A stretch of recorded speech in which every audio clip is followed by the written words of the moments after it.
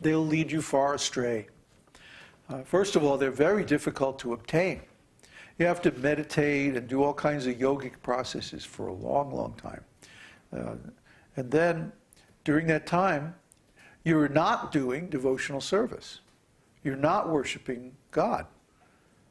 You're not developing transcendental love. You're developing some material qualities.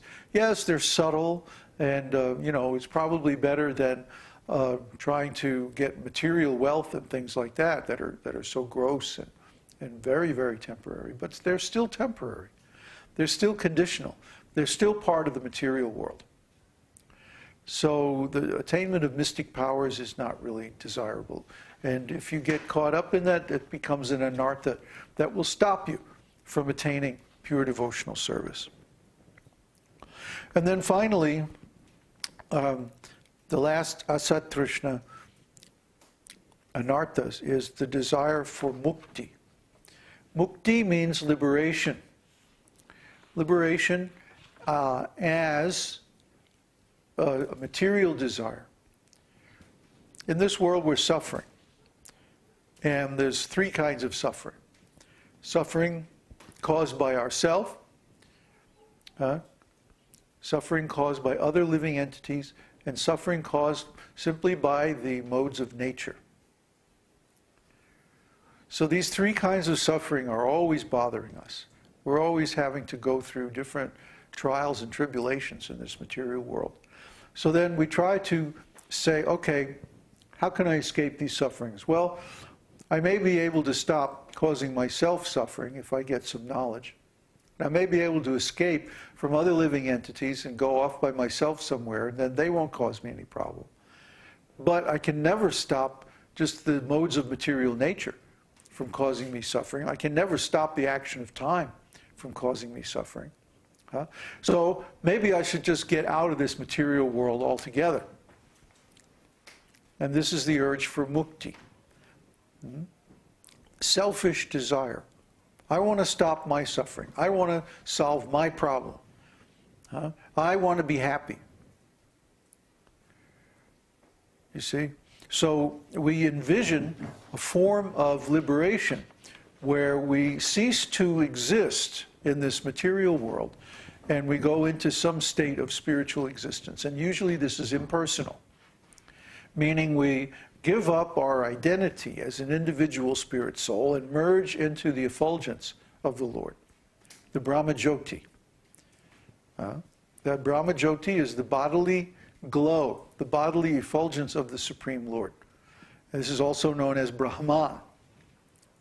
Brahman, or Brahma, is different from Brahma, which is illusion, which is what we were talking about a little bit earlier, 4 different kinds of illusion. Brahma. But Brahma is spiritual energy, oneness. So if we merge into oneness and we lose our spiritual identity, well, guess what happens? We lose our individuality and we even lose our consciousness.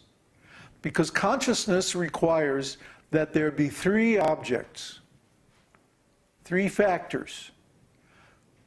The subject, meaning us, ourselves. The object, meaning that which we direct our consciousness towards. And the relationship. The subject and the object always have some relationship.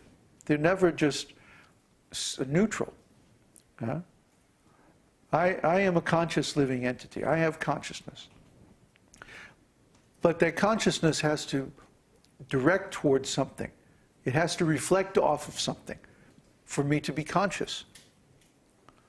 And so what is the relationship between me and the object of my consciousness? Well, I'm the subject and the object is the object. You see? Subject-object relationship. So without these 3 factors, we cannot have consciousness. Let's say I'm a conscious living entity, but my consciousness is not directed towards any object.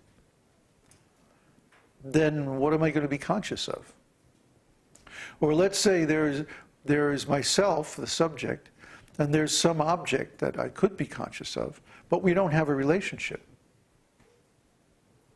So then I can't be conscious either. Or let's say there's a relationship and there's an object, but there's no subject.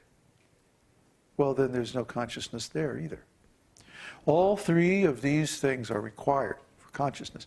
So if we go into the Brahman and we merge into oneness, and there's no longer duality or differences between me and anything else, I can't be conscious. The conditions, the ground necessary for consciousness cannot exist in those conditions. That means I lose consciousness.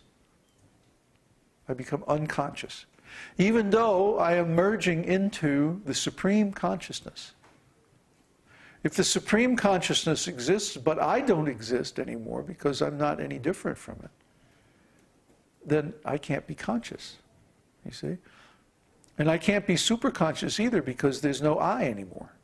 There's no self anymore. One loses one's individuality. Now, this mukti is the equivalent of spiritual suicide. It means that one ceases to exist. One ceases to be conscious. And if we are unconscious, even if we still exist, we don't know it, so what difference does it make? I mean, yes, you can say that, yeah, we got beyond suffering. Yeah, well, we got beyond everything in the process. Threw the baby out with the bathwater, huh? So this mukti, this is not very desirable. In fact, it's very undesirable, just in the same way that ordinary suicide is undesirable. The spiritual suicide is even more undesirable because it's eternal. It's permanent. If someone commits suicide, yes, it's very sinful and they go to some hellish destination in the next life. But after being punished for their sinful activities, then they at least come back again into the human form of life. But this mukti is permanent. You don't come back from mukti. That's it, forever. Bye. So we do not consider mukti an acceptable spiritual destination. Now the Mayavadis, the impersonalists, they think this is great. Oh yeah, mukti, I'm going to merge into oneness of everything and disappear. You see, well, this is the same kind of thinking that drives people who commit suicide. I'm just going to end it all. It'll be over. No more suffering. Suffering is so bad, I can't stand it anymore. So I'll just stop it. It doesn't matter if I destroy myself in the process. At least I stop the pain. But it doesn't really stop the pain. That's the thing. See? And mukti is just, I mean, it's 1,000 times worse than ordinary suicide. Because it can't be undone. It's the end, permanent, period, finished, eternally. So be very careful of mukti. Mukti is a very poisonous thing, and the people who preach mukti are also against the conclusions of the Vedas. The Vedas don't recommend mukti at all, unless we accept one of the other kinds of mukti, which allows us to continue our devotional service to the Lord. They are going to the spiritual world, living in the spiritual planets, accepting the same kind of a spiritual body as the Lord, accepting the same spiritual opulences as the Lord, and living in a place where the Lord has his eternal form and pastimes. But these four kinds of mukti are acceptable provided that our situation allows us to continue our devotional service afterwards. Yeah, please move over so I can see the fire. I like to look at the fire. It's pleasant. So these four kinds of mukti, which permit the continuation of our devotional service, are acceptable provided that we are engaged in devotional service and not just trying to enjoy. And of course, once again, as always, the difference is in the intention. If I want mukti, if I want liberation from the material world so that I can go and be with Krishna all the time, then that's very nice. If I want liberation from the material world for my sense gratification, for my enjoyment, that's not very nice.